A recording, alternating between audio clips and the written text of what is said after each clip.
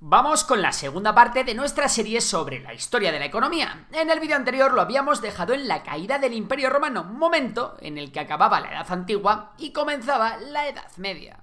Por cierto, la inflación tuvo mucho que ver en la caída del Imperio Romano, y es que, si bien este no podía imprimir más dinero, como se hace ahora, sí llevó a cabo un truco para pagar sus deudas y costear sus guerras que a la postre fue fatídico.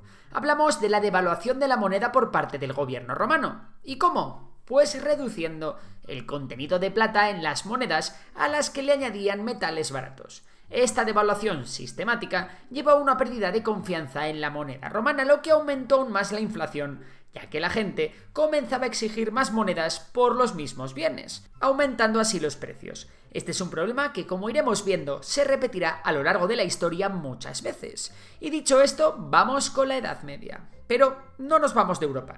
La desintegración del Imperio Romano dio lugar a un montón de reinos en los que los nobles que dominaban sus territorios eran los que partían el bacalao.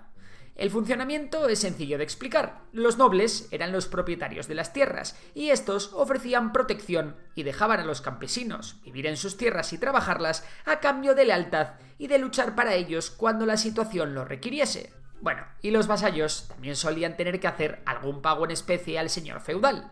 El problema es que la mayoría de esta economía era de subsistencia. La productividad de los campesinos no era muy alta, y lo que producían apenas llegaba para comer ellos mismos. Vamos, que había poco excedente con el que poder comerciar. Ah, y para colmo teníamos a la iglesia cobrando el diezmo a los campesinos, que no era otra cosa que el pago del 10% de los ingresos de los campesinos a la iglesia, aunque al menos les dejaban pagarlo con productos agrícolas. Espera, ¿solo un 10%? ¿Quién lo pillara a día de hoy, no? Bueno, mientras en las ciudades los artesanos y trabajadores se organizaban en gremios los cuales no querían ni oír hablar de competencia. Por ejemplo, el gremio de los zapateros controlaba cómo se tenían que hacer los zapatos, qué materiales utilizar e incluso qué precios poner. De hecho, era el propio gremio el que se encargaba de la formación de nuevos profesionales cuando estos hacían falta. Como os imaginaréis, este sistema no era el mejor sistema económico del mundo. La productividad era bajísima. Si había malas cosechas, había hambrunas, y todo mientras las constantes guerras y los excesos de la nobleza y la realeza empeoraban aún más la situación. Sin embargo, al fondo de este túnel, pronto se empezó a ver la luz. Una vez las invasiones vikingas y sarracenas dejaron de ser un problema para Europa, y gracias a que la Iglesia trataba de mediar en los conflictos entre los reinos cristianos, el viejo continente dejó de ser un sitio tan peligroso para comerciar. Pero lo realmente importante es que por fin se pusieron las pilas con la agricultura y se descubrieron nuevas técnicas como la rotación de cultivos o la invención del arado de vertedera. Gracias a esto, de nuevo el campo volvió a producir mucho más y por fin volvía a haber excedentes con los que comerciar. Gracias a esto el comercio volvió a renacer y fueron muchos los que se fueron del campo a las ciudades. Allí los mercados y las ferias medievales se convirtieron en los auténticos motores económicos en los que un simple campesino, si jugaba bien sus cartas, podía progresar y tener un buen porvenir. Todo este comercio floreció en dos lugares principales. Por un lado estaba la línea hanseática, que era una alianza comercial formada en el siglo XIV por comerciantes alemanes, holandeses, suecos y polacos, entre otros, los cuales controlaban el Mar del Norte y el Mar Báltico. Y por otro lado tenemos las rutas comerciales italianas controladas por ciudades-estado como Venecia o Génova. Pronto el comercio se comenzó a volver cada vez más complejo y algunos comerciantes empezaron a manejar mucho dinero. De hecho, esta gente ya no tenía mucho que ver con los campesinos, que pasaban todo tipo de penurias. Esta gente empezaba a ser ya otra clase social. Y como vivían en las ciudades, es decir, en los burgos, se les comenzó a llamar burgueses. Pero bueno, ya iremos luego con ellos. El tema es que el comercio cada vez era más complejo y que la gestión del dinero requería ya de nuevas herramientas. Así que pronto comenzaron a surgir los primeros bancos regentados por familias poderosas, como por ejemplo los Medici. Y también en esta época se hicieron famosas las familias judías de banqueros. Y es que su religión no ponía problemas con la usura, como sí lo hacía el cristianismo. Bueno, que me lío. Estos bancos inventaron sistemas de créditos más complejos para financiar ciertas compras comerciales. Y ahora es posible que te estés preguntando, ¿y cómo se hacían estas transferencias?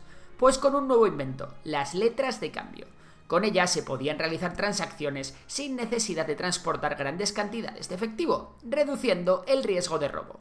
Ahora el comerciante de Venecia tenía mucho más fácil el comerciar con uno de Valencia. este renacer económico siguió dando importancia a las ciudades y creó una necesidad. A ver, la tecnología estaba empezando a ser muy compleja. Se necesitaba profesionalizar el almacenamiento y la transmisión de todo ese conocimiento. ¿Y qué se hizo? ¡Bum! Crear las primeras universidades como la de Oxford o la de Bolonia. Por fin los burgueses tenían donde ir a jugar al mus. Además, en el 1440, un alemán llamado Johannes Gutenberg inventó la imprenta. Ahora sí que el conocimiento se iba a poder transmitir a toda leche. Por cierto, ¿os acordáis cuando os dije que la inflación ha provocado problemas durante toda la historia? Pues la transmisión de conocimiento es igual, pero al revés. Siempre que un reino, imperio, civilización o país ha conseguido adquirir mucho conocimiento, le ha ido muy bien. Y esta no iba a ser la excepción. Gracias al auge de las universidades, la productividad agraria mejoró, pero esta vez el protagonismo se lo va a llevar el mar. Nuestros amigos de la Edad Media comenzaron a hacer más y mejores barcos. Avances como el timón de popa, el casco redondeado, las velas latinas o los barcos de fondo plano fueron claves no solo para llegar más lejos y comerciar con civilizaciones muy lejanas, sino también para poder transportar una mayor cantidad de mercancía y hacer así los viajes más rentables. Además, a la mejora de los barcos se incorporaron otros avances como la brújula, el astrolabio o el cuadrante, que se usaba para medir la latitud.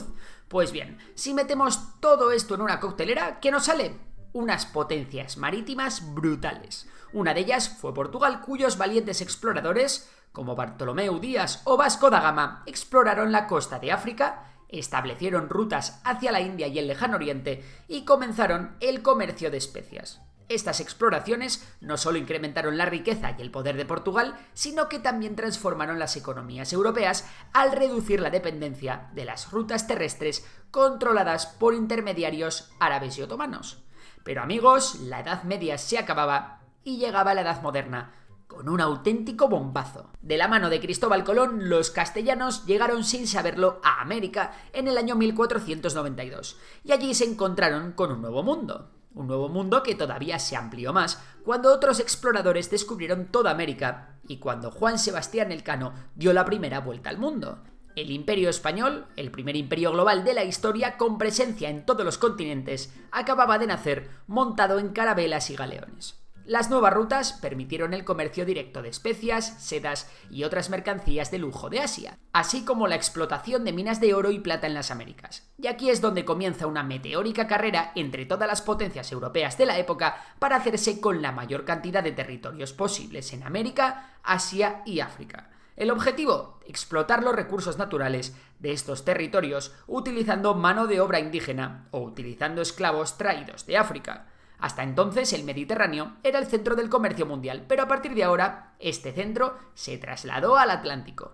Los europeos encontraron en América civilizaciones mucho menos avanzadas, pero encontraron nuevas plantas que cultivar y animales que no conocían. Pronto el conocimiento también comenzó a fluir hacia América, especialmente hacia los hijos de los europeos que se habían asentado allí. También se intercambiaron una buena cantidad de enfermedades para las que no se tenían defensas, cosas de llevar miles de años separados. En esta época las ciudades siguieron ganando importancia, la vieja nobleza comenzó a perder poder, y los reyes se hicieron muy poderosos y crearon los primeros estados-nación, mucho más centralizados. De hecho, fue a partir del siglo XVI cuando la economía de los estados se profesionalizó y se diseñaron sistemas fiscales y administrativos mucho más eficientes. Quien también lo hizo bastante bien en esta época fue la burguesía, que cada vez tenía más peso político y sobre todo económico. En el siglo XVII ya existían varios imperios coloniales, como por ejemplo el Imperio Portugués, el Imperio Español, el Imperio Británico, el Imperio Francés o el Imperio Neerlandés. Como imaginaréis, ahora sí que el mundo se había vuelto súper complejo. La cosa ya no iba de pequeños comerciantes comerciando cada uno por su cuenta, ahora la cosa se había puesto más seria. Les tocaba jugar a los mayores. Y es que en el siglo XVII surgieron las grandes compañías privadas que en muchas ocasiones tenían el monopolio comercial con un territorio concreto. Hablamos de empresas gigantescas con decenas de miles de trabajadores que tenían incluso su propio ejército y que a menudo eran las tristes protagonistas de historias de matanzas y esclavismo. La mayor de estas empresas fue la Compañía Neerlandesa de las Indias Orientales, la cual, para financiar sus costosos viajes y operaciones, decidió vender partes de su propia empresa al público en forma de acciones. Cada una de estas acciones representaban una pequeña propiedad en la empresa. Y sí, estas acciones las podía comprar cualquier habitante de Países Bajos en un lugar determinado. ¿Cuál? La Bolsa de Ámsterdam. Desde allí los inversores podían comprar y vender sus acciones de manera organizada y transparente, facilitando la inversión y la obtención de capital para la Compañía Neerlandesa de las Indias Orientales. Y no, esto no es ninguna tontería. La bolsa de valores acababa de nacer. Hay veces en la historia en las que un pequeño avance tecnológico en el lugar adecuado da lugar a una auténtica revolución.